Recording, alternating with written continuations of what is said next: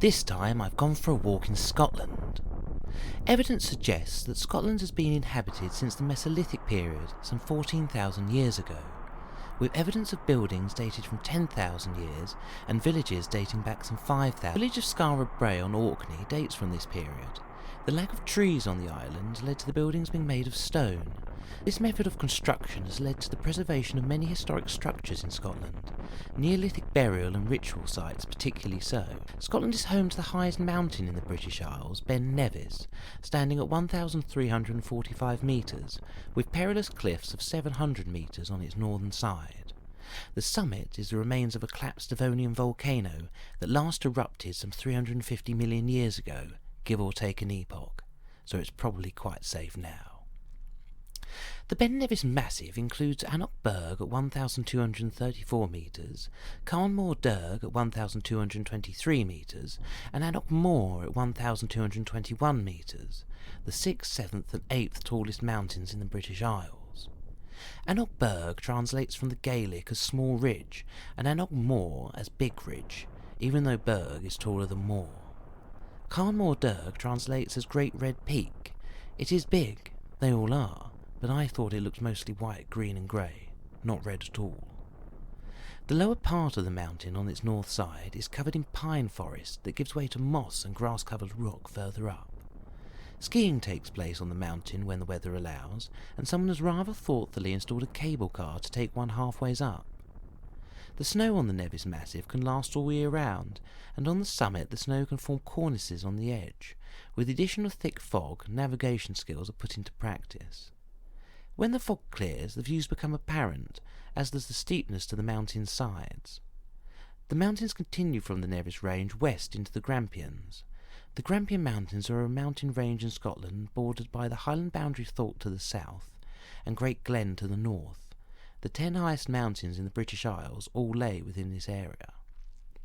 At Scotland's most northwesterly point lays Durness and Cape Wrath.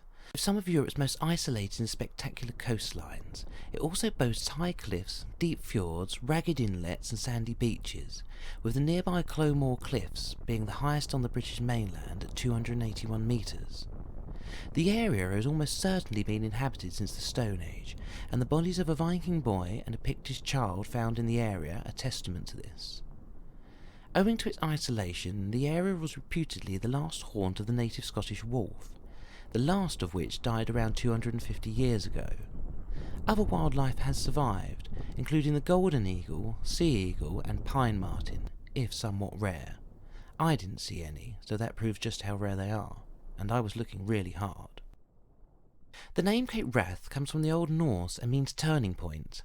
Vikings are believed to have used the cape as a navigation aid.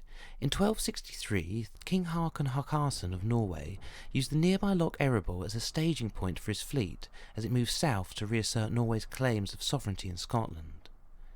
Cape Wrath is accessed from the Kyle of Durness by boat. Once on the other side, a muddy track winds its way for 18 kilometres across the path to the lighthouse. The lighthouse at Cape Wrath was built in 1828 by Robert Stevenson and is 20 metres tall, with the light being 122 metres above sea level. The light itself is visible 41 kilometres out to sea. The cliffs around the cape are an internationally important nesting site for over 50,000 seabirds, including colonies of puffin, razorbill, guillemot, kittiwake and fulmar. Areas of it are also designated as a special protection area and a special landscape area, by which I assume they mean the bomb craters. The special protection area extends 2 kilometres out to sea and includes the seabed and marine environment, which is a source of food for the area's bird population. Cape Wrath is largely owned by the British Ministry of Defence and serves as a live firing range. The area is used for gunnery practice by naval, air and land forces. It's the only military firing range in the UK where the aircraft are allowed to deliver 450-kilogram bombs. To the east lies Garvey Island, the only place in the Northern Hemisphere where NATO forces combine their land, air and sea capabilities in assault for training manoeuvres. Scotland is abundant with fascinating geological points of interest.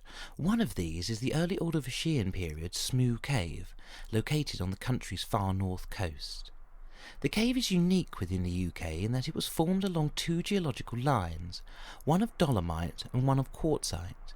The quartzite bordering the sea has been eroded by the waves and tides, and the soft dolomite with its high carbon dioxide content has been eroded from an underground freshwater stream. The underground stream is called Alt Smoo, appearing in the cave as a 20-metre high waterfall.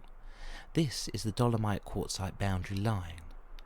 This process has created a cave 83 metres deep and with an entrance and main chamber 40 metres wide and 15 metres high, making it the largest sea cave entrance in the British Isles.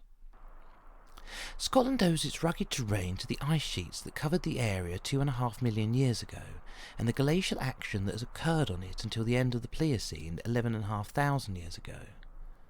Scotland has held on to a lot of this water, and I frequently came across it, either resting in the lochs, falling off the hills, or by airdrop. The geology of the country has created a low-lying dune pasture land called Macaire, and is unique to western Scotland and northwest Ireland. Scotland has large bodies of fresh water called lochs.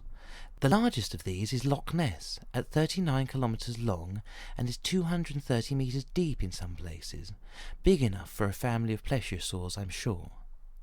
Scotland has over 790 islands, and a great many of these can be reached by boat. Next time on the adventures of David Perkins, I shall be walking in Goa, India.